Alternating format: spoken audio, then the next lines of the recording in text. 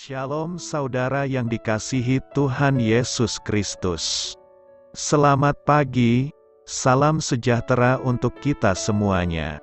Selamat datang kembali di Renungan Rohani pagi hari ini. Semoga saudara yang terkasih dalam keadaan sehat selalu, kiranya damai dan sukacita Roh Kudus melimpah di dalam hati dan pikiran saudara saat ini. Sebelum kita mulai renungan pagi ini, marilah kita bersama-sama berdoa. Tuhan Yesus, terima kasih sudah membangunkanku pagi hari ini. Terima kasih atas penyertaan dan perlindungan Tuhan. Semua karena karunia Tuhan aku dapat bangun dengan pagi hari ini. Aku menyerahkan seluruh aktivitasku hari ini ke dalam kuasa tangan Tuhan. Jauhkanku dari yang jahat, ya Tuhan. Tuhan Yesus, tolong lindungi dan berkati aktivitasku hari ini. Tolong berkati juga keluarga dan teman-temanku, Bapa Surgawi, oleh karya Roh Kudus. Tolonglah aku untuk menjauhi segala sesuatu yang melukai hati-Mu. Ampunilah segala dosa kami, ya Tuhan. Dalam nama Tuhan Yesus, aku sudah berdoa. Amin.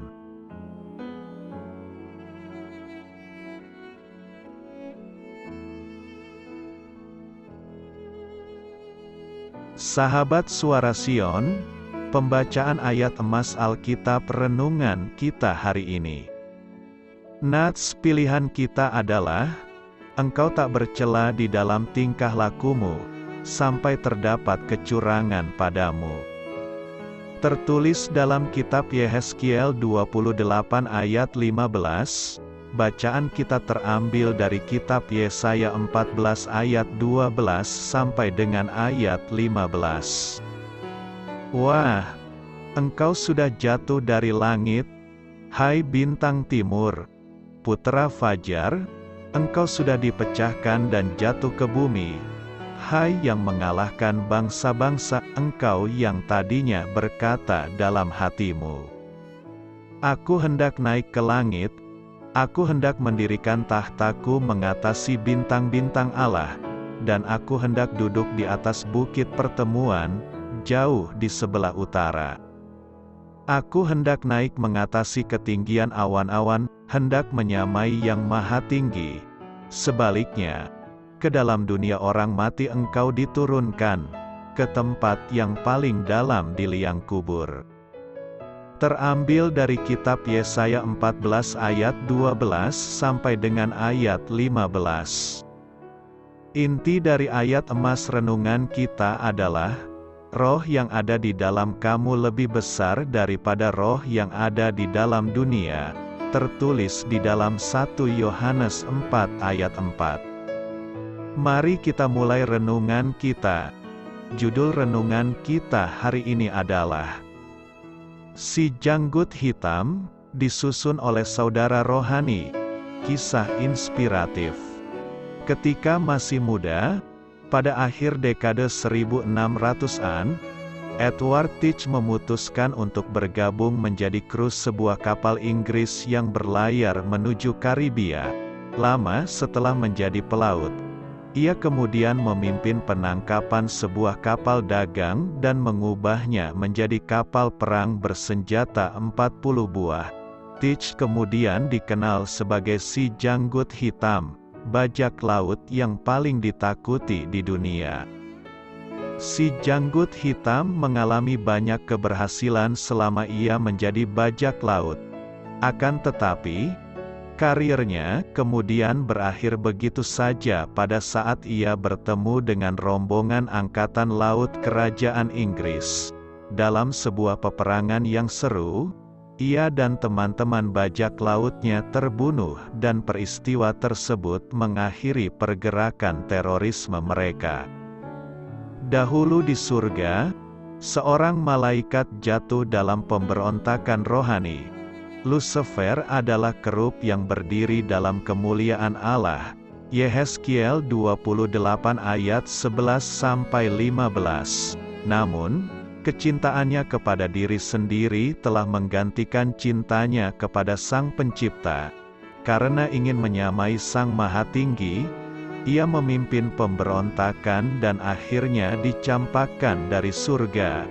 Yesaya 14 ayat 12-15. Kini, Ia dan pasukannya melakukan apa saja untuk merebut kehidupan manusia.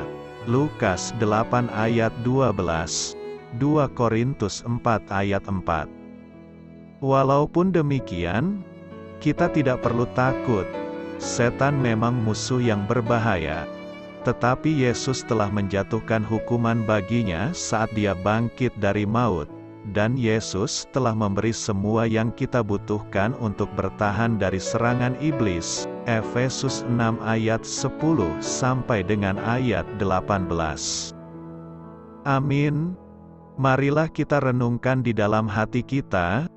Doa saya menyertai saudara sekalian. Saya memberkati Anda agar sewaktu Anda mencarinya dari Dia, Bapa Surgawi Anda akan memberikan bagi Anda roti harian Anda.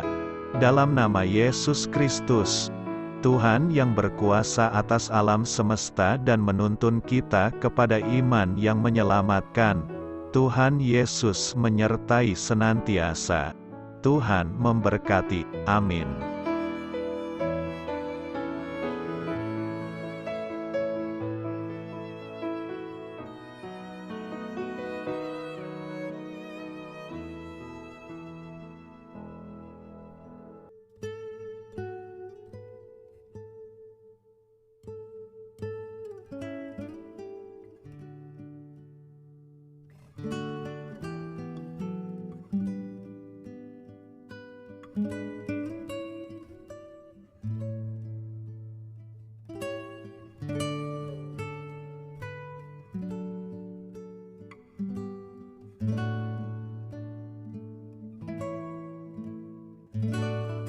Marilah kita renungkan, sahabat pendengar, demikianlah renungan firman Tuhan di pagi hari ini.